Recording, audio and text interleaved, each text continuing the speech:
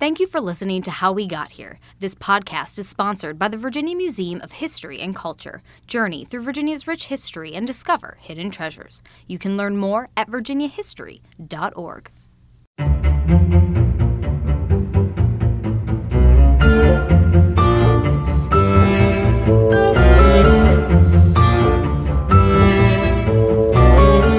Hello, everyone, and welcome back. I really hope you're enjoying this podcast because we really like making it for you.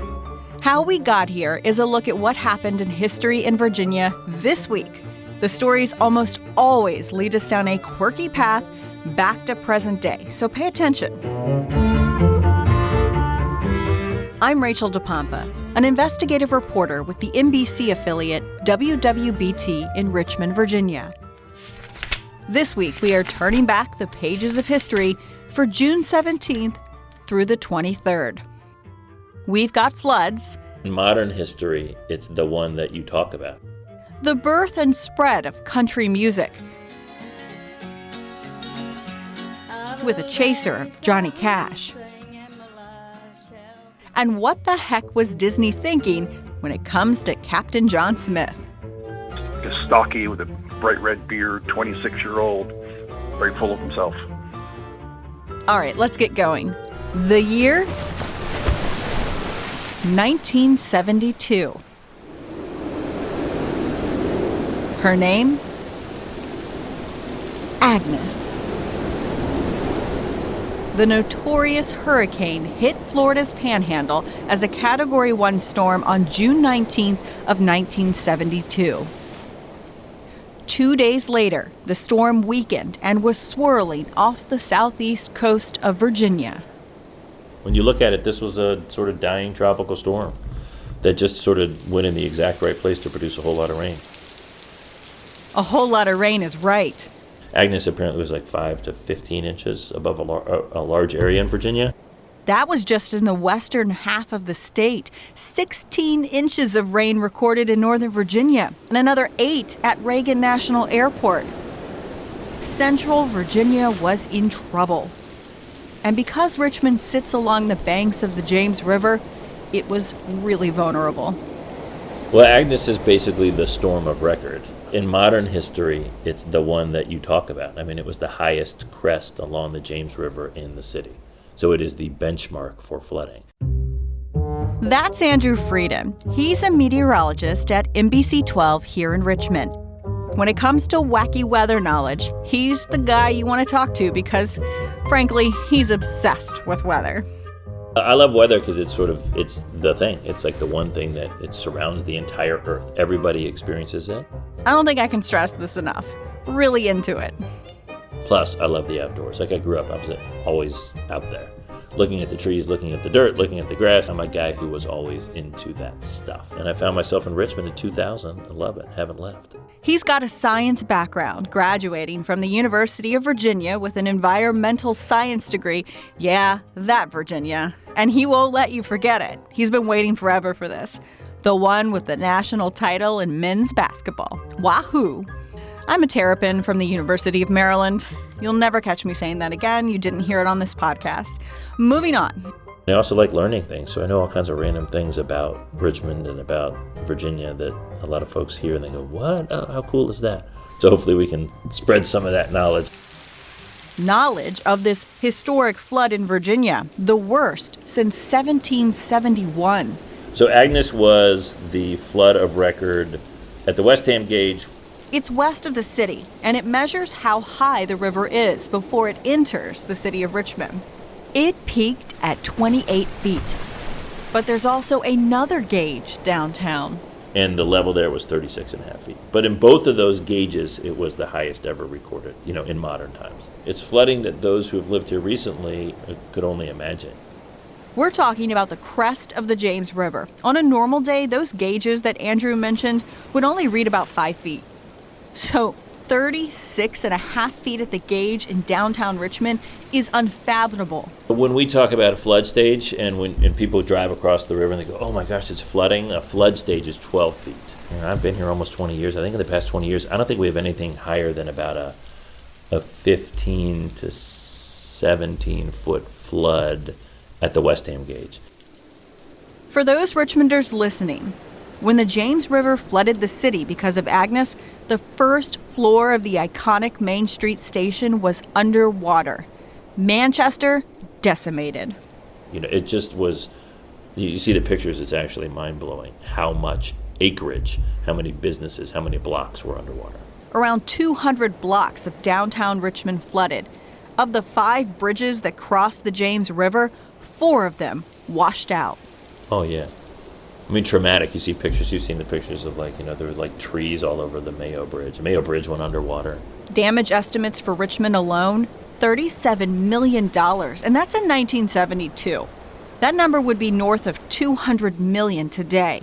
Across the Commonwealth, hundreds of millions of dollars in damage, more than a dozen lives lost.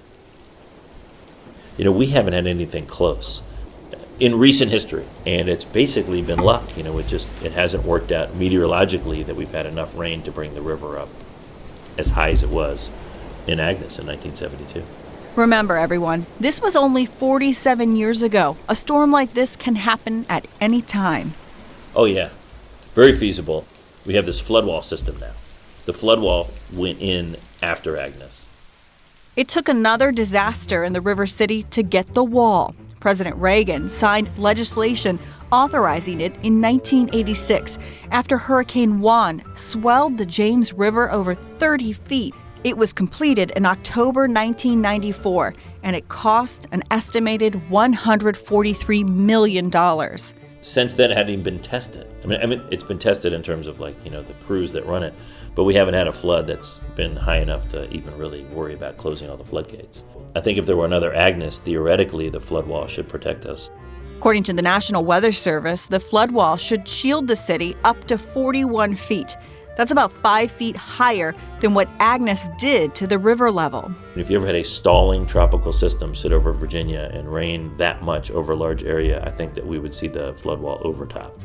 It's not impenetrable. I mean, it could happen.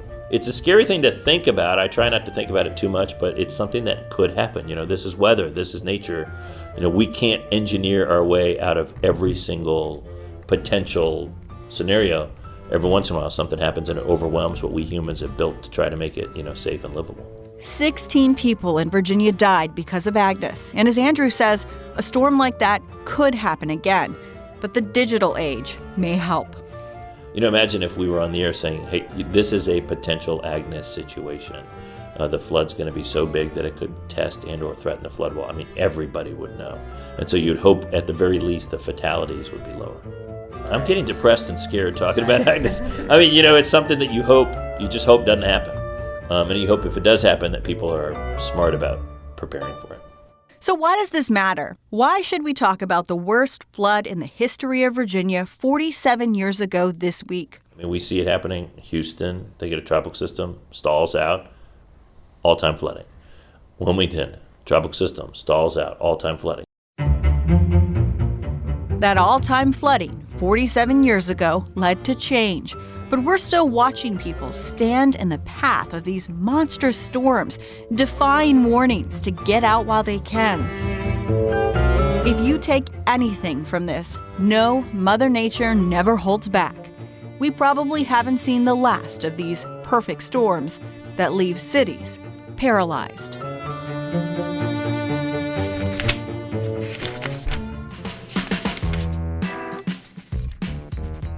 June 17th, 1972. It's a date many will remember. In the early morning that Saturday, 5 men were arrested at the National Democratic headquarters in D.C. Watergate. A seemingly routine burglary ended with 5 arrests in the Watergate complex, but further investigations revealed that the burglars were agents hired by the Committee for the Re-election of President Nixon. One of those burglars was from Virginia. Frank Sturgis was arrested that June 17th, but when he was born in Norfolk in December of 1924, his birth name was actually Frank Fiorini. His parents were first-generation Italian-Americans, but when his mother remarried, she took his stepfather's last name and moved to Florida. where his story really takes off. We're not going to get into all that. Let's just say, if you Google his name, you're likely to fall down a rabbit hole of conspiracy theories that include things like ties to the CIA, the JFK assassination, his anti-Fidel Castro efforts. There's a little bit of everything. My producer Colton, he researches a lot of this for me. He fell into that hole himself. It took him a little while to recover. Needless to say, a long chain of events from June 17th, 1972 led to this famous line by Nixon. That I welcome this kind of examination because people have got to know whether or not their president is a crook. Well, I'm not a crook. Well, we all know how that ended. I shall resign the presidency effective at noon tomorrow. Vice President Ford will be sworn in as president at that hour in this office. Just another moment in time when the world was watching and someone from the Commonwealth of Virginia was involved. For better or for worse. Country music is booming, and its roots are buried deep in Virginia, specifically Southwest Virginia, the home of the first family of country music. With my mangles and waving black hair, with the roses so red and the lilies so fair. In 1927, the Carter family traveled just over 20 miles from Hiltons, Virginia to Bristol, Tennessee to record 6 songs. Keep on the Sunny Side and Will the Circle Be Unbroken are 2 of the more well-known mountain songs that became country standards.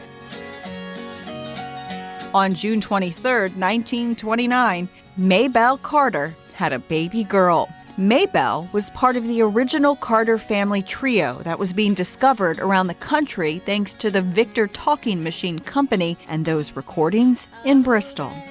Valerie June Carter was born that day in Scott County, in the heart of the Appalachian region of Virginia. She'd go by her middle name, June. The original Carter family trio stopped touring the country in the early 40s, but June and her sisters continued to tour with their mom, a group known as Mother Maybelle and the Carter Sisters. June Carter and her family moved to Richmond, where they performed on the radio, first on WRNL, then on WRVA. Oh, Mama, broke a finger. This music you've been hearing, the Library of Virginia helped us find it. It's actually a recording of the Old Dominion Barn Dance, which aired on WRVA in the mid-1940s. I want to thank the station for letting us use it in the podcast. Back to June, she graduated from John Marshall High School in 1946. June sang and played the auto harp. She was best known for her jokes and humor, drawing on her broad caricatures of her rustic upbringing.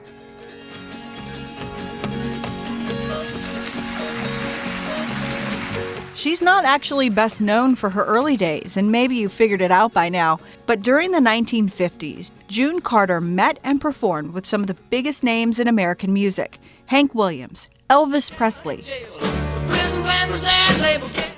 And in 1961, June and her family were invited to tour with the man in black himself, Johnny Cash.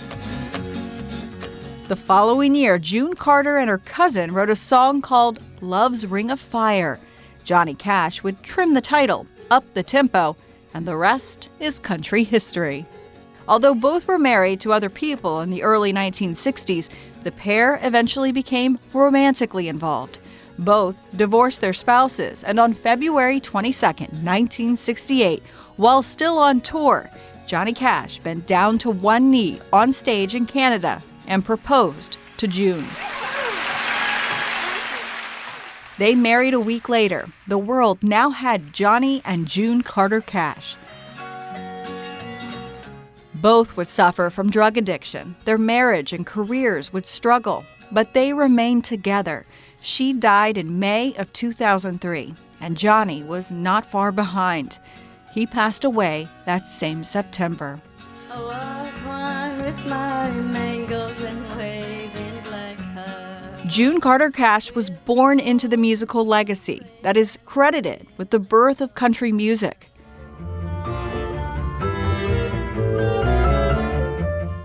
Her family paved the way for her future husband and all other country music performers, and it all started with the mountain music of Southwest Virginia.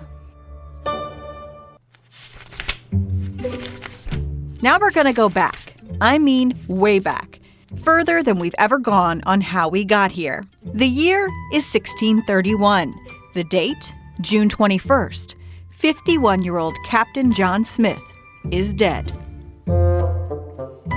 Now, when you think about John Smith today, most minds go right to Disney's Pocahontas, where in that movie he's portrayed as this tall, blonde, striking adventurer with whom Pocahontas falls in love. It turns out the only accurate word in that last sentence of mine was adventurer. He's a mercenary soldier.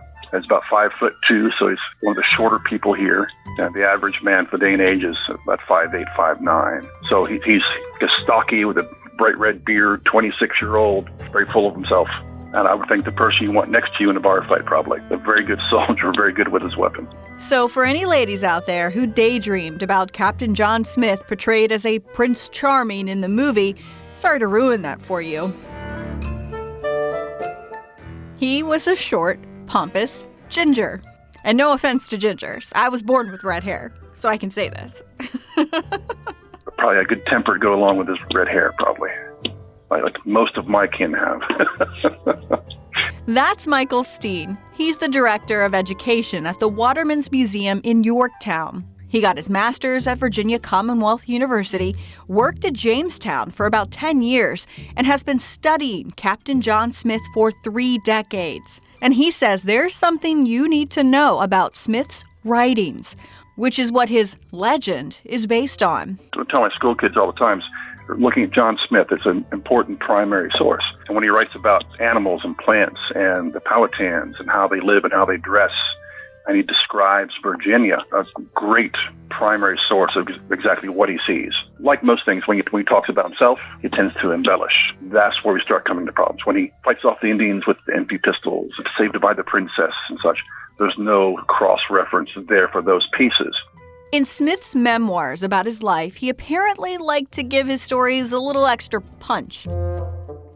But let's get back to why Captain John Smith was sent to the New World in the first place. Again, what he's remembered for historically is the big map. Essentially, is what he was sent here to do. He came over and explored 3,000 miles of the Chesapeake Bay and made copious notes about shorelines and currents, and also where all the Indian villages were and what trees were available and what iron ore or where the gold was supposed to be. So for history, the map's what Smith does best. That's maps used up into the 18th century, one of the primary sources of how to get around the Chesapeake Bay. That's right, a map. But he doesn't even get to the colony before he's made some enemies. He's accused of mutiny on the way over in 1607. I've actually confined to quarters and whether he's actually just put down below decks and locked up or actually in chains, it's hard to say. But they said they tried to hang him in the West Indies on the way over. And they said they couldn't convince him to use the noose. He's not off to a hot start. So Smith has lots of enemies already on the way over. And when he's here, he conspires with other folks to have the first president overthrown. That's not going to make you any friends. But Smith was part of the governing council of Jamestown, which was made up of 7 men. And that also may have saved him from the noose. But other leaders of the fort were not done yet. There's lots of animosity already growing here in Virginia. And he makes enemies with all the other counselors. And they in turn go back to England to press charges against Smith. That's right. Other counselors sailed back to England to basically sue him. While they were gone, Smith is captured by the Powhatan Indians. Of course, he's captured and he's traipsed about the Empire area on Tidewater. Eventually ends up at Werowocomoco, not in the first part of his memoirs, but in the second set of his memoirs. He's saved by the Princess Pocahontas. You heard that right. Pocahontas wasn't in the first set of memoirs, but that part of the story slipped into the second round. Maybe while he was writing that first set, his mind was just around the river bend or something. Who knows? Hard to say. Again, there's only one source for that. There's no real cross-reference. We have to rely on Smith's personal account after the fact as to what happened there. Needless to say, his life is spared, and he becomes the president of Jamestown. But around this time, all of those enemies of his are back from England, and they announce that Smith is no longer in charge. Of course, he doesn't step down. He in turn, takes it upon himself to try to improve the colony, and he divides everybody up into 3 large groups. One of those groups came to what is now Richmond, and that group did not get along with the Indians living along the banks of the James River. So Smith travels northwest to try and salvage what he can. He actually buys an Indian village up at the fall line, and he calls it Fort Nonsuch. You heard that right. He said Fort Nonsuch. Nonsuch, a good place to settle. And that's right down there in Shockoe Bottom. So it was an Indian village that either was deserted or was not being used at the time. So he gave the Indians a whole bunch of trade goods in exchange for allowing the English settlers to stay at Fort Nonsuch. What does that even mean? I believe the quote is, "There's none such a beautiful place." Well, that Fort Nonsuch idea does not work out. There's about 120 men there, and they're rebelling against Smith's orders, and he's forced to flee down the river. And then eventually, Smith, on his way back down to Jamestown, falls asleep. While he's sleeping, someone lights his powder bag, and he blows up his whole left side. Those enemies of his are still at Jamestown, and at this point, they force the injured Smith out of office and put someone else in charge. Smith says they try to actually shoot him while he's lying in his bed. Lots of enemies, lots of problems going on. Captain John Smith is sent back to England to stand trial for abuse of power and for apparently conspiring with the Indians in Richmond to have those 120 men killed. He gets back to England, he will win that case. But Smith's impact on Virginia isn't as clear-cut as it always seemed. Smith is here for 2 years. The claim is he saved Virginia, but hard to say whether he's the hero or the actual enemy here for the colony. Now, of course, when Smith leaves and the Powhatan rises up and besieges Jamestown, that leads into what we call the starving time. Population is decimated the winter of 1609. John Smith, is he a hero? Is he a great guy? Is he the causer of the fault of the colony? It's hard to say. Remember that map he made? His map comes out in 1612, and that map shows everything you'd want to know about Virginia and Chesapeake Bay. It'll be used as a promotional piece to bring more people to the colonies. From tall blonde Prince Charming to short pompous Ginger. We may not be able to nail down everything about Captain John Smith, but he sure made one hell of a map.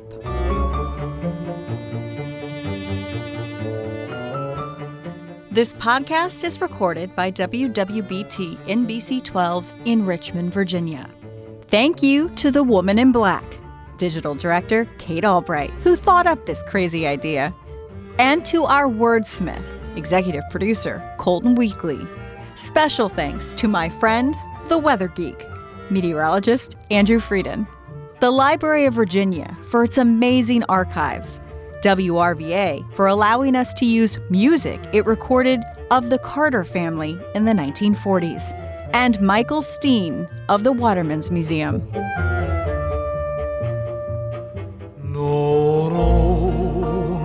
Elvis has almost left the building. And a man who danced into our hearts, tapping into a movement to strengthen historically Black communities. When he died, he was penniless. He stepped up to the plate. Also, the day we needed to define derecho. You almost never actually forecast that. It's so rare. And the beginning of the 7 days battles. Imagine the sound of the rebel yell. Imagine seeing them step out. Imagine hearing the very ground shaking as the artillery blasted away. This is huge. A campaign that would change the landscape of the Civil War. That's next week on episode 4. If you like this podcast, please support local journalism. You can find stories like this from a little more recent history at NBC12.com. And if you don't mind, rate and review us so others will find us. We'll be back in your life next Monday.